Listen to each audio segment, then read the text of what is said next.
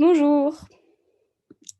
Dans cette vidéo, nous allons, comprendre nous sommes, donc dans le chapitre 8, Simone de Beauvoir, et je vais vous expliquer quels devoirs vous devez réaliser pendant les vacances. Bon, déjà, il y a la lecture du premier chapitre du deuxième sexe, tome 2, j'insiste sur le tome 2, qui s'appelle Enfance. Et puis, il y a ensuite une explication de texte. Vous trouverez les textes dans Pronote ou sinon je vous les ai distribués. Vous choisissez un texte parmi tous ceux que je vous ai donnés. Et maintenant, je vous explique ce qu'il faut faire pour l'explication de texte. Dans une autre vidéo, vous trouverez un cadrage lexical spécifique à chaque texte. Alors, qu'est-ce qu'on doit faire d'un point de vue méthodologique pour réaliser une explication de texte? Je rappelle, il faut d'abord une introduction. Dans cette introduction, j'aurai le thème, le problème. Donc là, moi, je vous ai mis pour chaque texte, sauf les deux derniers, une grande question philosophique. Vous devez vraiment la transformer en problème. Alors, je rappelle ce que c'est un problème. C'est la mise en évidence d'un paradoxe, d'une envie de répondre oui et non en même temps. Comment est-ce que je présente ce problème? Je formule l'antithèse, c'est-à-dire la thèse opposée à la thèse du texte, une justification et une objection que j'introduis par cependant, point d'interrogation. Une fois que j'ai présenté mon problème, j'expose la thèse de l'auteur, ici de l'autrice. Puis, une fois que j'ai exposé la thèse de l'autrice, j'expose le plan du texte. Je rappelle ce que c'est le plan du texte, c'est le plan argumentatif. Un texte philosophique est organisé de manière argumentative. Donc, il va exposer à un moment sa thèse, à un autre moment son ou ses arguments, peut-être à un autre moment un exemple, peut-être une nuance, peut-être l'antithèse, la critique de l'antithèse. Il vous faut identifier à l'aide de crochets, ces moments argumentatifs. Et quand vous exposez le plan, vous exposez, ce que sont les parties d'un point de vue argumentatif. Ah, dans une première partie, elle expose sa thèse de la ligne temps à temps, puis elle expose son argument de la ligne temps à temps, et vous essayez de vraiment résumer très brièvement, le fond de l'affaire. Qu'est-ce qu'elle dit? Donc elle expose sa thèse, à savoir, une défense du féminisme. Elle expose un argument, qui décrit l'éducation, des enfants. Voilà, par exemple. Et une fois que vous avez exposé le plan, vous, exposez les enjeux.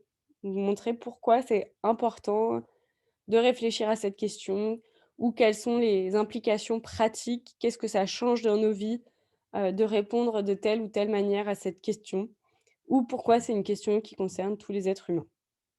Une fois que vous avez fait l'introduction, que faut-il faire? Il faut passer au développement. Je rappelle, dans le développement, une grande partie, c'est un moment argumentatif. Donc si dans votre texte, vous avez seulement une thèse et un argument, eh ben, votre développement comportera 2 grandes parties. Au sein de chaque grande partie, il faut réaliser des zooms avec la méthode que je vous ai apprise, à savoir CEDGE. Je rappelle ce que c'est CEDGE ou CDJEE. C'est pour je cite. Donc je cite, ça veut dire je mets des guillemets. D, je définis. Je cite, je définis, je cite, je définis, jusqu'à avoir une affirmation. Alors, vu que les textes sont longs, je vous ai souligné les phrases qu'il fallait expliquer. Vous n'avez pas à expliquer tout le texte. Donc, vous expliquez seulement les phrases que je vous ai soulignées. Une fois que vous avez donc une première affirmation, vous avez votre premier zoom. Et qu'est-ce qu'il faut faire? Il faut justifier. Je m'aide de mon cours pour cela, ou de mes connaissances, ou de mon raisonnement, de ma réflexion à moi. Donc ça veut dire ici que je peux commencer par: «En effet, je suis avocat du texte, je vais essayer de défendre l'affirmation de mon auteur, montrer en quoi, bah, effectivement, elle est pertinente, elle est convaincante, en allant au-delà du texte. Ensuite, je donne un exemple, donc ça, c'est optionnel. Vous pouvez, voilà, illustrer, ça permet de faire mieux comprendre à votre lecteur, ce dont vous parlez. Et le dernier E, je m'étonne. Alors qu'est-ce que c'est s'étonner? C'est vraiment mettre en perspective le texte et puis en bon avocat, c'est essayer de, bah, le défendre, encore plus solidement. Alors, cet étonnement, ça peut passer par la comparaison avec d'autres philosophes vus en cours. Donc là, en tant qu'avocat, je, j'essaie un peu de devancer les accusations de plagiat en disant: «Ah, ça ressemble à tel philosophe, mais c'est différent parce que». Bon, ça permet en fait pas vraiment de parer l'accusation de plagiat, mais de montrer en fait, l'apport de l'auteur, les nuances, comment il s'inscrit dans le débat. Bon, en fait si, un petit peu, ça permet, de montrer, en quoi ça ajoute à la connaissance et je montre bien les différences et puis aussi, bah, en bon avocat, je vais devancer les objections qu'on va me faire. «Ah mais là, c'est pas très convaincant parce que», donc là, vous mettez en avant: «Oui, on pourrait, dire que, en fait, ça marche pas du tout comme ça». Vous expliquez pourquoi et vous répondez à l'objection. Toutefois, Simone de Beauvoir répondrait: «Toutefois, on pourrait répondre que». Voilà, vous êtes un bon avocat et enfin, donc une fois que vous avez fait un zoom, vous allez à la ligne alinéa et vous pareil, vous recommencez 7 jeux. Transition, deuxième partie, pareil, c'est de jeu, c'est de jeu, c'est de jeu et enfin conclusion. Vous résumez, brièvement ce que vous venez de voir. Vous pouvez éventuellement, parler des enjeux et mettre en avant les limites qui sont vraiment difficiles à surmonter et c'est ici, en fait, que vous faites voir un petit peu votre avis. Alors, soit vous mettez en avant les limites difficiles à surmonter et vous montrez quand même qu'elles sont vraiment surmontables. Là, vous montrez que vous êtes d'accord avec l'auteur. Soit vous mettez en avant le fait qu'il y a des limites vraiment, super compliquées à dépasser et là, vous montrez que vous n'êtes pas d'accord avec l'auteur. Exemple concret, j'applique. Alors j'applique cela à l'introduction que je vous ai mise dans, dans le corpus de texte. J'applique ça à la première phrase, même au début de la première phrase. Bon alors déjà, quel est le thème du texte? C'est le genre féminin. Problème, à première vue, les femmes ont des comportements naturels, propres à leur sexe biologique. De même que les hommes ont des comportements naturels, propres à leur sexe biologique. En effet, les hormones, de même que le cerveau n'est pas le même. Donc là, vous voyez, heu, antithèse, justification, objection maintenant. Toutefois, ne joue-t-il pas de manière marginale dans la constitution des personnes? Thèse de Simone de Beauvoir. À cette question, Simone de Beauvoir soutient que le genre féminin est une construction sociale. Il faut mettre en avant comment il est construit. Le plan, bah, alors donc je vous l'ai découpé ici, dans la première partie, elle expose sa thèse. Bon, je la répète pas puisque je viens de l'expliquer. Dans la deuxième partie, elle expose les enjeux, en montrant, les implications pour, les luttes féministes et dans la troisième partie qui commence ici, elle met en avant les arguments, qui sont, fondés sur, une déconstruction de, la notion, d'essence féminine. J'analyse la 1re phrase, je fais un zoom. Je cite, je définis. Alors, Simone de Beauvoir parle de la femme, je mets des guillemets, c'est-à-dire de l'humain de sexe biologique féminin par distinction d'avec celui de sexe masculin et on pourrait aussi ajouter par distinction d'avec les intersexes, c'est les gens qui naissent, avec un sexe qui n'entre dans aucune des catégories ou qui est un mélange des 2 catégories. elle se questionne à leur sujet de comment ils font l'apprentissage. Je mets des guillemets. L'apprentissage désigne l'incorporation par la transmission consciente ou inconsciente opérée par la famille, les proches et la société, de manière, plus générale. Donc de sa condition. Sa condition, ça désigne sa place dans la société. Ici, elle est inférieure par distinction d'avec la place valorisée des hommes. Donc elle se pose la question. Je justifie.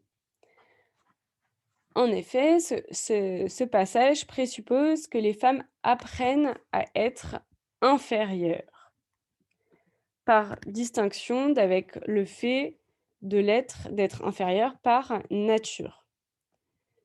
Donc là, ça rejoint, l'opposition entre inné et acquis. Donc inné, c'est ce qu'on a de naissance, acquis, c'est ce qui est, incorporé après la naissance. Et en effet, le corps ne dicte pas un rang social. On peut concevoir l'enfant comme une sorte de pâte à modeler qui incorpore des goûts et des pratiques dominées, des représentations dévalorisées. Donc ici, ça rejoint la distinction entre le sexe et le genre. Donc le sexe, c'est un donné biologique, c'est le corps en tant qu'il est biologiquement différencié et le genre, c'est des goûts, des attitudes et cetera qui sont acquises. Ce n'est Un sexe n'implique pas un genre. Le genre est transmis par la société. Alors ce genre, féminin, donc la condition, des femmes serait inférieure et en effet, heu, alors ça, je vous le dis parce que c'est, ce qu'on retrouve dans le livre, heu elle est inférieure du fait de trois choses principalement. Du fait de la coquetterie, donc de l'attention portée à l'apparence par distinction d'avec une attention portée à l'esprit. Donc on prend soin de son corps au lieu de prendre soin de son esprit et des activités qui élèvent l'âme. L'infériorité est également caractérisée par une passivité. On ne prend pas son avenir en main, on attend des hommes, que son avenir et par la maternité. Donc ça s'opposerait, à l'idée de travail, qui serait un objet de réalisation. Alors pour, comprendre, pourquoi, Simone de Beauvoir se pose cette question, on peut l'illustrer à l'aide, des stars ou des dessins animés, où les femmes sont effectivement beaucoup, beaucoup représentées comme des objets, qui attendent, le prince charmant. Hem, on peut s'étonner, on peut se dire: «Ah mais tiens, en fait, on pourrait rapprocher ce texte, de Marx». Avec, sa valorisation du travail, mais Simone de Beauvoir ajoute une dimension genrée, au travail.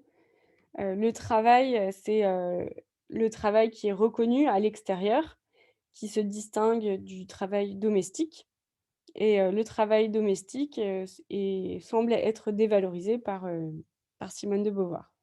Donc ici, vous pouvez, brièvement expliquer pourquoi Marx valorise le travail à l'aide des 3 fiertés que nous avons étudiées en cours. On pourrait aussi, ajouter une limite en disant: «Mais c'est n'importe quoi, en fait». Non, alors on dit pas: «C'est n'importe quoi», on dit: «Ah toutefois, n'y a-t-il pas une naturalité de la condition? N'y a-t-il pas quand même une forte influence du corps sur la personnalité, sur le goût, pour, son apparence et cetera?»